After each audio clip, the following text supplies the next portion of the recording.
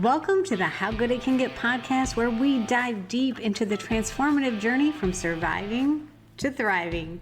Join me, your host, Andrea Rice, on this empowering exploration of mindfulness, spirituality, and unlocking your full potential. Let me show you just how good it can get.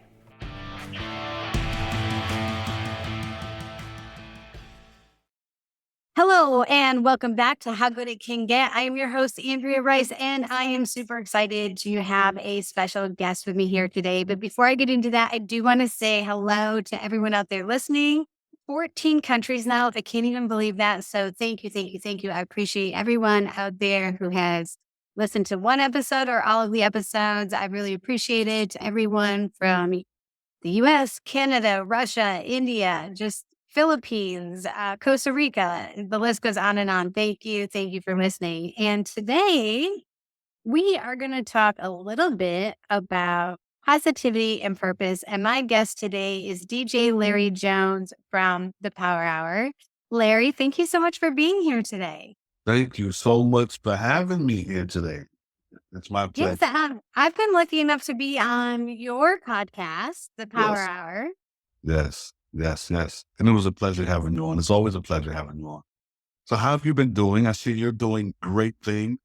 Yes, so busy, with this podcast. I am doing Enlightenment Unknown Life of a Spiritual Nomad with my friend Wes. So we got that going on and just, a lot of stuff. Yeah. So what's been going on with you? A lot of interviews, work, more interviews. But I love it. I love doing what I do. I'm just talking to all sorts of people, meeting all sorts of people, and it's all positive vibes. You know what I mean? On my show, we don't do drama. We don't do gossip.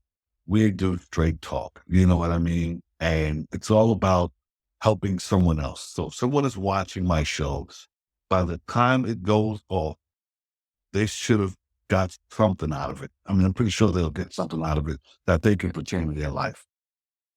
Yeah, and that's what I love about your show, Larry, and about you in particular is I remember the first time we spoke and you said that was what you were trying to do is just like put some positivity out in the world. And so I just wanted to ask, was that your motivation for starting your show is to just be a positive voice among all the noise? What made you start? You know what? No, that in the beginning, that wasn't the goal at all. I started doing celebrity interviews and stuff like that. But after a while, I felt like, okay, here's the thing.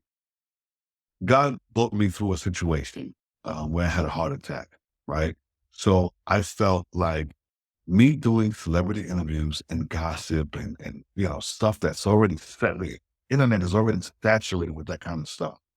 I felt as though I had a bigger purpose, and it was not to spread someone else's gossip.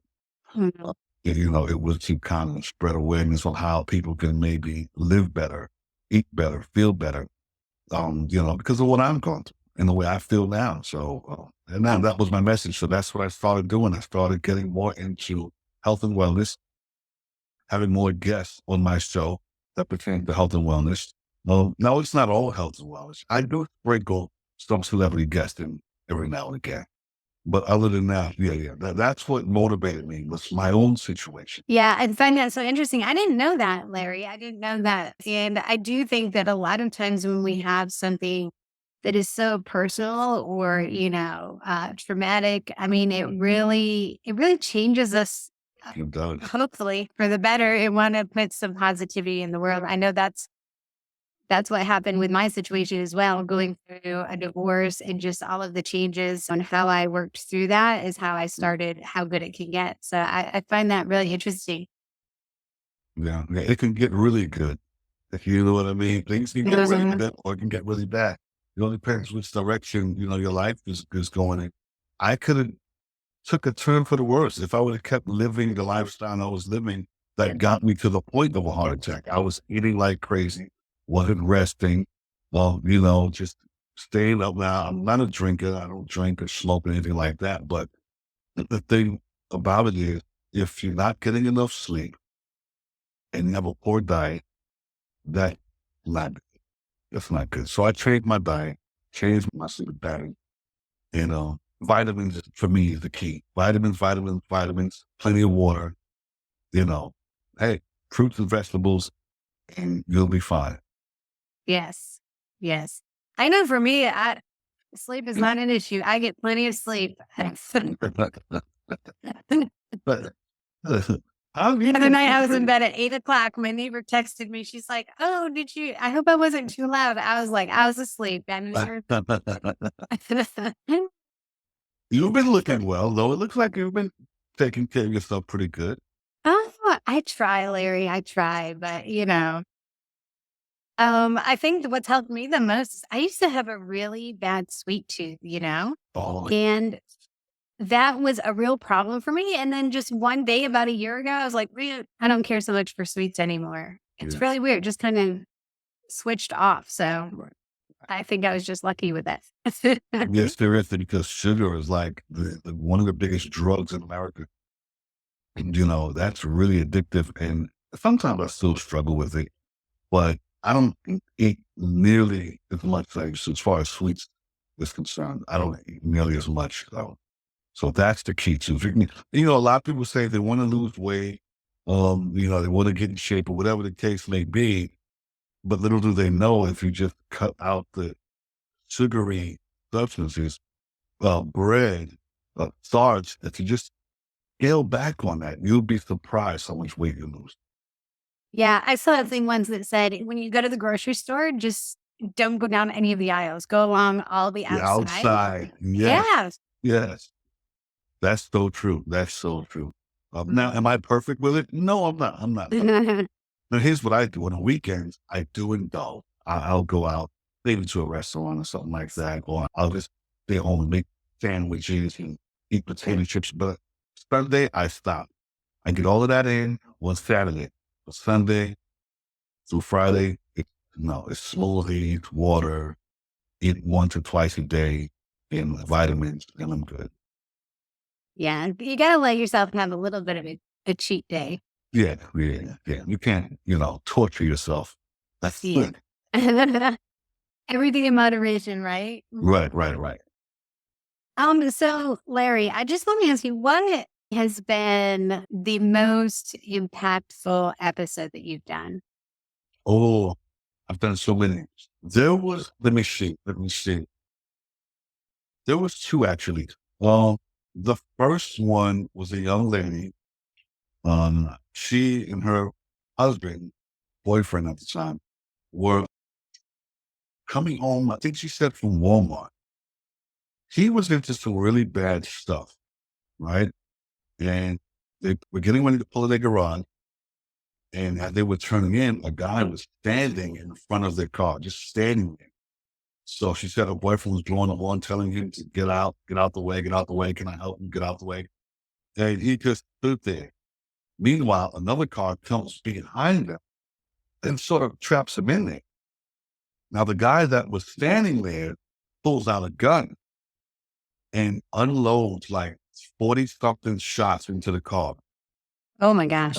You know, unfortunately, the guy passed away. She was shot, I think, maybe 17 times all over her. I mean, her face, she, it was pretty bad. Unbelievable. Pretty bad. And she came on the show. How I found her was I was just scrolling, I believe, on TikTok, and I saw this woman. She had some scars and stuff, and she was just crying, crying, crying. And so something said, reach out to her. So I reached out to her. I said, listen, I saw you crying, and we talked and everything, and she did the show. Now, the second one was a young woman was abducted, and she was held, sex trafficked. Now, the crazy thing was she was dropped off at a bus station. If I can remember the story correctly, it's been so long ago since I've done the interview, but she was dropped off at a bus station by her grandparents, I believe, and they left her there. So, and she was there all night long until an elderly couple, older than her, came and said, well, can we take you somewhere? I'm lost? Or she said, no, I had nowhere to go. So they said, well, you can come stay with us, And she said, well, thank you. She had nowhere to go. It was raining. It was late night. And they stayed with her. They said, well, we have a room just downstairs in our basement. We'll set it up nice for you. So she went down there and it was set up pretty nice. But when they went back upstairs, she heard the basement door lock. Click, click, click. And it was over from there. Wow. She went through the whole story of how she escaped, and it was a long story, but she wrote a book about it. Um, and I stopped me with the book. It's been so long ago, but I'll look it up and send it to you so you can share it with your viewers. But Yeah. yeah, and she escaped sex trafficking, and she lived to tell about it. That is an unbelievable story. So frightening. Yeah, yeah. And this was in Florida, so you know, yeah, very But it's frightening. wonderful that you're shedding light on these stories, Larry. Yeah, yeah. I mean, I feel like it's my duty to bring awareness to situations like that. Whether people listen to me or not, if I can reach one or two people, my job is done. Right. I'm just, that's the way I feel. Listen, now here's the thing. When I was doing celebrity interviews and gossip, I had tons and tons of followers. The minute I switched and started focusing on health and wellness, and I lost a lot of followers, but I also gained some loyal ones, but I did lose a lot. And now I'm going to keep going. I'm not going to stop. Messages will get out there, you know. Yeah, I always call that like I call what I'm doing like my purpose work. You know what Right. I mean? Right. And I think even though sometimes the salacious things are what gets the likes or the follows, I think if you just always follow your purpose, like you can't go wrong. Like, Yeah. you You're know? right. You're right. I always say people don't need you until they need you. They don't want to hear what you have to say until they need to hear what you have to say. Yeah. Someone's house start declining, they'll probably say, well, let me go back to the power hour. I think I heard him say something about blood pressure. You know, yeah, I always say, well, a friend of mine says to me, he says, you know what, I follow you and I watch the show. And it's almost like you have the cheat code to life. And yeah, if you look at it like that, it's kind of the cheat code. I mean, telling you how to know what to do. I mean, if you want to feel good, eat. That's it. Mhm. If you want to feel good, eat good. When you go out to a restaurant, gorge yourself, not even a restaurant, if you're at home and you just stuff yourself, right after you finish, you want to go lay down, that's not good. Right. You're not supposed to fall asleep. You're supposed to get energy. I'm no expert on this stuff. I'm only speaking from my experience with this. Yeah, but it's so true. So true. And I think if we really not only watch what we feed our bodies, but our minds, like you said, that's the cheat code. That's the key to a happy, healthy life. Yeah. You have to feed your mind too, because it all starts in your mind. If you start Mhm. thinking, oh, I want to go get a big, juicy Big Mac, you think about that, you're going to go get it. You know, Yeah. it's so easy and feels so comfortable to have these negative thoughts come to your mind. But it seems so hard and difficult to keep positive in your mind. We have to keep feeding ourselves positive information and I get better. I get better. If anyone out there is going to, not everybody's negative, you know. Yeah, like life can be whatever you want it to be. I tell myself that every day that I am creating my own reality. And today is a result of all of your past decisions. So if you don't like where you are right now, We have the er, power to change it. yes, exactly. Power to change it. All you have to do is just take one step at a time. If you're surrounded with negative people, change that. If you're watching negative television programs, change that. And that's why I look at it. I try not to look at anything negative on television. I try not to think negative. I mean, as far as thinking, my mind is always on lines. I can't even sleep good at night because I'm thinking about what can I do with the show next? What can I do? Yeah. It's always going. Creativity, it's always. Which is wonderful, wonderful. And Larry, we're going to wrap things up now, but I want to say thank you for all of the positive content that you're putting out there, all of the insightful things that you are putting into the world. And before we sign off, will you please tell our listeners where they can find you? You can find me on Instagram at DJ_Larry Jones. That's DJ_Larry Jones. Follow me on Instagram. And on Facebook, it's DJ Larry, one word, DJ Larry space Jones. All right, everyone, go out there, find DJ Larry Jones on Instagram and Facebook. Follow him. Check out all the great content he's putting out there. Larry, thank you so much for being on the show. Absolutely. Thank you for having me.